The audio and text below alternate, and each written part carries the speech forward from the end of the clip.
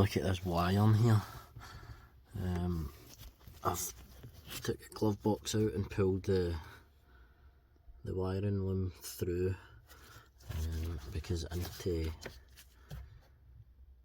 cut that grommet open and feed some wires from the K-swap loom through, just to try and make it a bit tidier, because if I put it all in the engine bay it's just going to be an absolute mess, and ideally I don't want the ECU in the engine bay the same as the Ford one. I want it in the cab. I'll just mount it behind the glove box, so it's a bit of a mess and it's a bit of a faff to pull this through. But so I've managed to take the the big wiring loom grommet out and separated this plug here, so it's like the main harness plug, and I'm going to keep that in the cabin. I'll feed the rest of these wires back through, but I'm going to feed the K-swap loom through, so that that's all inside and all.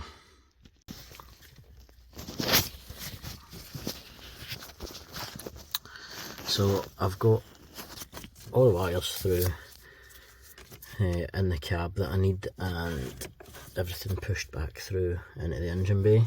So this is plugs from the K24, that's your Ford plug, and so conversion plug is in here.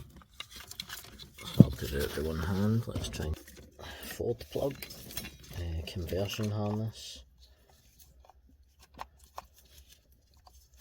pushes on that way, and you've just got M6 bolt here. It's actually quite a good design.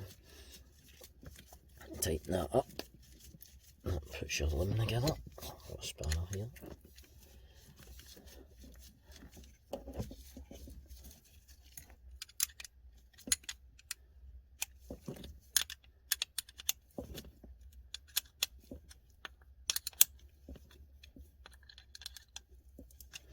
Right, and then so that's your relay.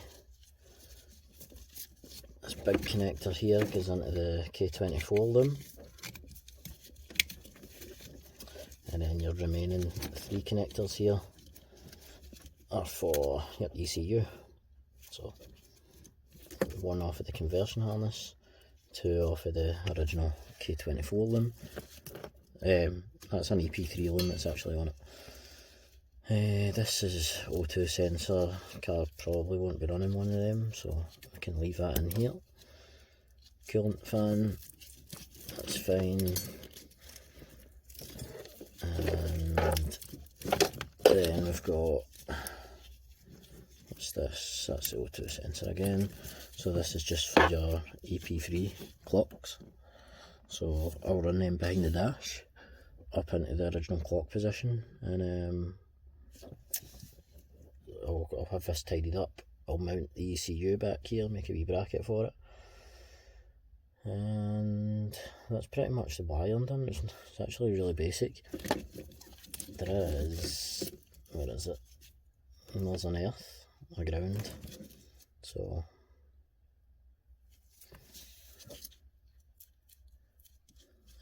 so it's an earth, so I'll earth that against one of, there's an earth there, I'll put it on that. And let's see, an engine bay. Ow. So this is what I've got in the engine bay.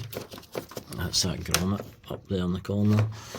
I'll wait until the end, until I'm finished, before putting that grommet back in, because I've put it in now, it's a bit of a nightmare, and I'll probably end up needing additional wires back and forward, so I'll leave it now.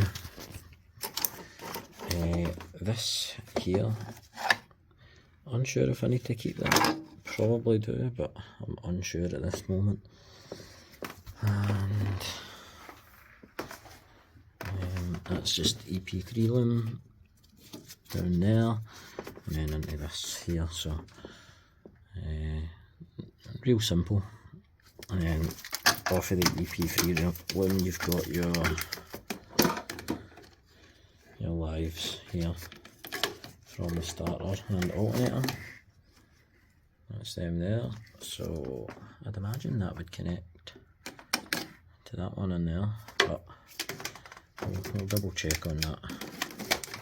I'm trying to think, now that I've got the wiring through,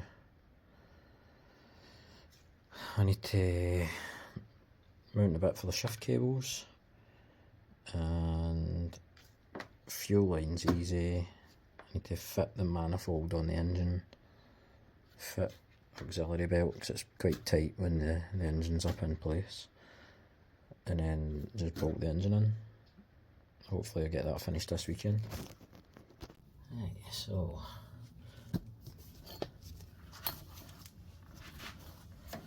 that's it bolted in there. I'm going to try and push these cables back slightly because they are really long for this conversion. I know EP3 cables are slightly shorter, so it might be worth down the line getting some EP3 cables and just adapting the shifter to suit. We'll see once the engine's in, because I can't really pull them back through into the cab much more. See if I can push these back a bit.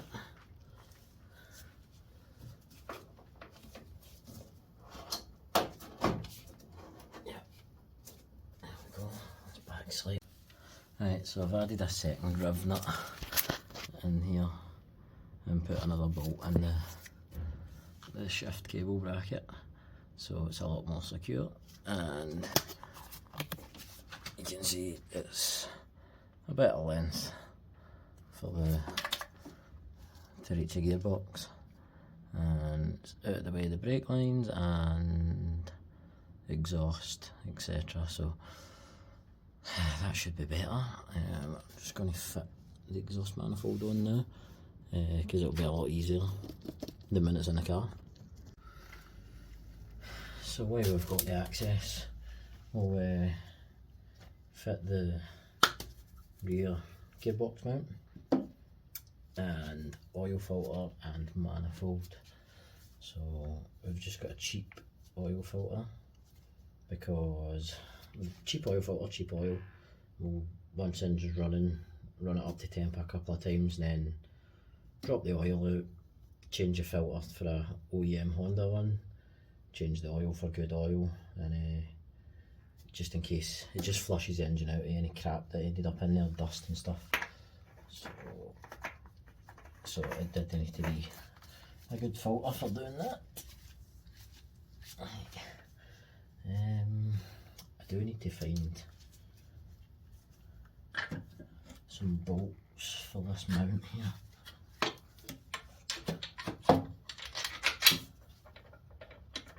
One's a wee bit too long, and I need to find two for the bottom gearbox mount. So I need to check my box of bits. Right, found some bolts. Let's get this mount fitted on.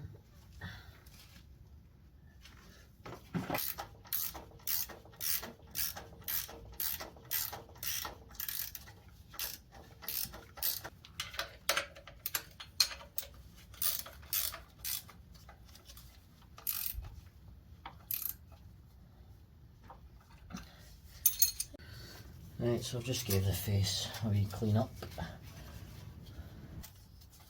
There we go.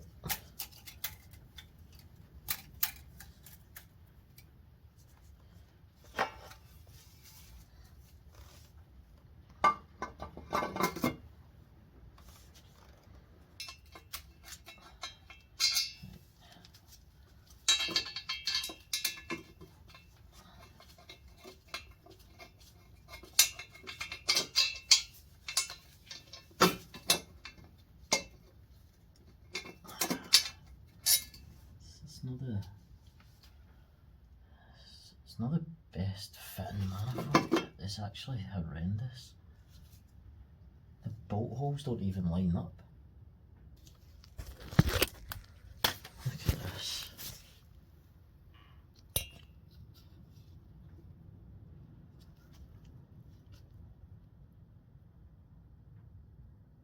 You see that there? It doesn't even line up. I'm going to need to drill. I'm going to need to drill all these holes out. It really isn't the best manifold, this. I'm not happy with that at all. The runners are tiny. And it doesn't even, the bolts don't even go in.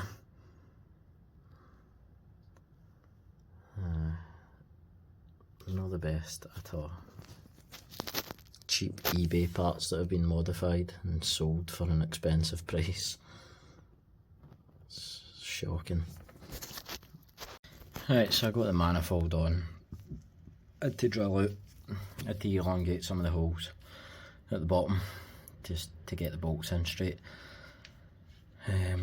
But it's in, and hopefully David can pick up a better it'll through time.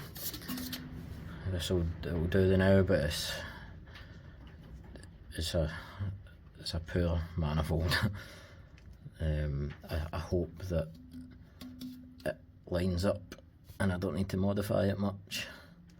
Well, I shouldn't need to modify it at all, but we'll find that out tomorrow, so I'm hoping to get a couple of hours out in the garage tomorrow. And the engine is pretty much ready to go into its brackets. I've already cut this engine mount here, the gearbox mount, so that's how much you need to cut it off, right up until the K24 mount there.